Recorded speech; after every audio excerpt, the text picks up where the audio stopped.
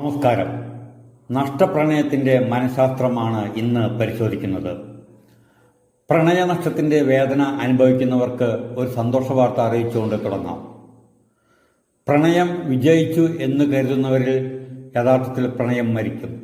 എന്നാൽ പ്രണയനഷ്ടം അനുഭവിക്കുന്നവരുടെ മനസ്സിൽ പ്രണയം ഒരിക്കലും മരിക്കുന്നില്ല.